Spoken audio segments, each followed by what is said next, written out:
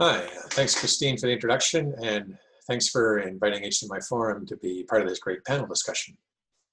I'll just share a couple of slides out of a larger deck that we have posted on the HDMI Forum section of the conference website.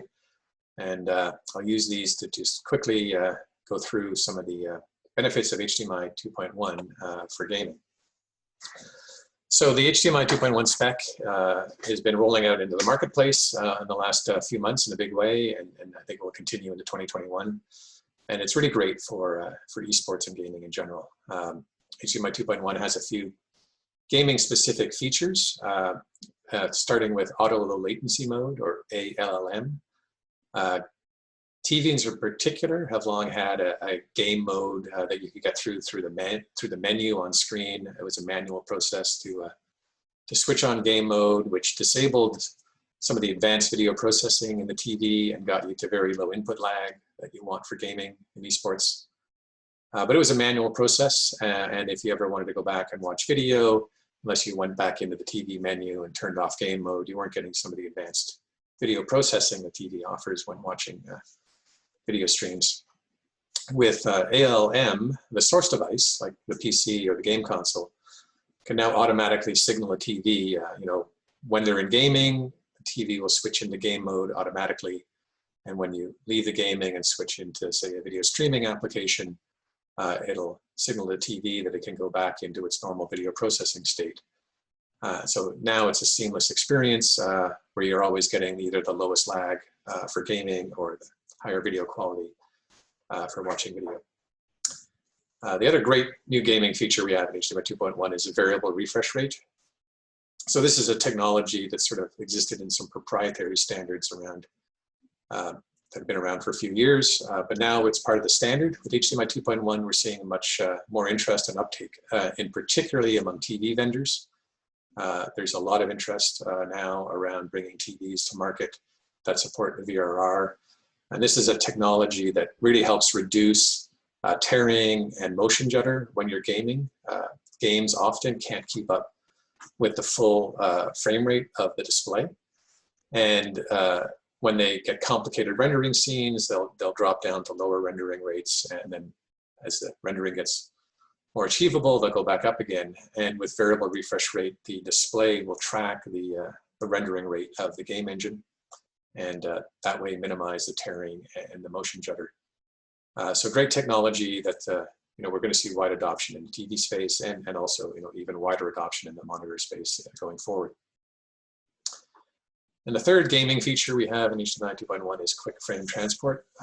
This leverages the higher bandwidth we have to send frames faster, particularly if you have an interface that can support, say, 4K 120, which we'll get to in a sec, but you're only doing, say, 1080p gaming. You can now send that frame faster because the link is capable of sending higher bandwidth. You can instead of taking, say, 16 milliseconds to send that 1080p frame, it might get sent in potentially 4 milliseconds. And that's the idea of quick frame transport. The whole image gets across the HDMI cable faster and onto the display faster. So in terms of bandwidth, the HDMI 2 was 18 gigabits per second maximum. Now we're almost 3 times that at 48 gigabits per second. And that's enabling some great new use cases. The one that's really commonly we're seeing in the marketplace right now at the end of 2020 is around 4K 120. There's been a couple of different vendors that come up with PC graphics cards that support 4K 120 in the last couple of months. And of course, in November, we had the refresh of the 2 major game consoles supporting 4K 120 using HDMI 2.1, as well as a bunch of TV vendors coming to market this year, and I'm sure there'll be more next year. And I think in 2021 we'll also see this roll out into the monitor ecosystem as well, with more monitors supporting HDMI 2.1. But the bandwidth of 48 gigabits isn't limited to 4K 120; it can go to 8K 60. And actually, even beyond that, there's a technology called display stream compression that's part of the standard. That we'll see roll out probably over the next year or so, and move us even further. So there's lots of bandwidth for future proof here. HDMI 2.1 has room to grow, and I think anyone installing infrastructure around HDMI 2.1 right now is going to be happy with how it's going to last in the marketplace over the next few years. The 48 gigabits actually uses something called fixed rate link, or FRL, so you may hear that term.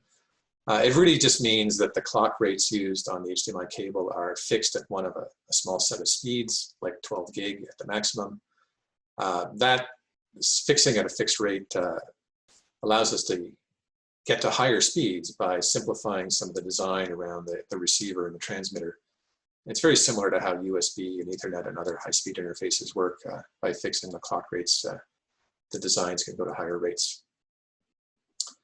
The other part, though, is to get to 48 gigabits, there's a new cable defined as part of HDMI 2.1. It's called the ultra high speed, or UHS cable.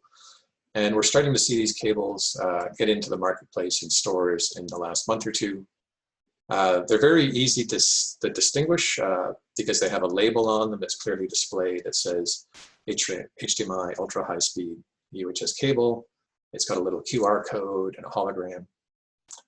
And to validate that you're getting a true UHS cable, there is an application that's free for download on Android or Apple phones that you can then scan the label with, and it will tell you that you've got a certified cable and give you a few details in the app about the cable length and manufacturing details and so forth. So really, you know, if you're seeing any cable claiming it's 48 gig that doesn't have this label prominently displayed, buyer beware. You know, stick to the UHS certified cables. It's a mandatory program for anyone claiming to be a UHS cable. They have to go through our cert program, and you know, that just brings clarity to the marketplace that these are all high quality cables. Part of the certification program is also around EMI, or electromagnetic interference.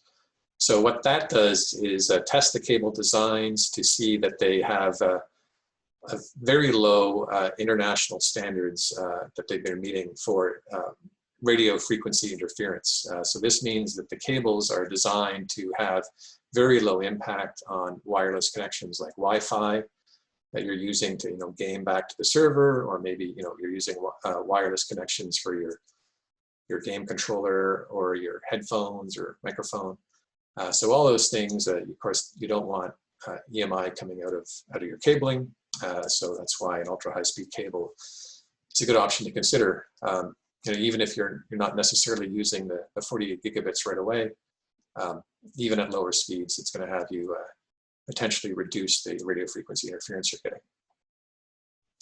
In terms of picture quality, you know, it's ready for the future. It's got not just HDR we've had before, now there's dynamic HDR. It supports all the dynamic HDR standards worldwide, so Dolby Vision, HDR10+, some European and Chinese specs.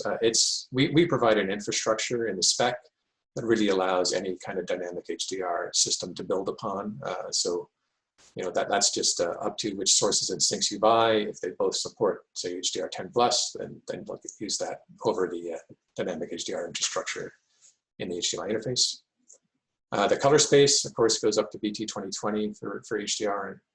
And that's really plenty of color space for future growth. Gaming hasn't really got to that wide color gamut yet, but again, don't be afraid to invest in this infrastructure. It has room to grow. And of course, we do 10 and 12 bits per color today, but again, the spec has room to grow to 16 bits per color in the future. So don't be worried on that front either. And finally, in terms of audio, we had the audio return channel. Now it's the enhanced audio return channel. Ups the speed and the bandwidth. So now, you know, 32 channel of uncompressed audio over the enhanced audio return channel, which is used to get back to soundbars or AVRs, and support for the most advanced audio codecs like Dolby Atmos and DTSX. So that's sort of an overview.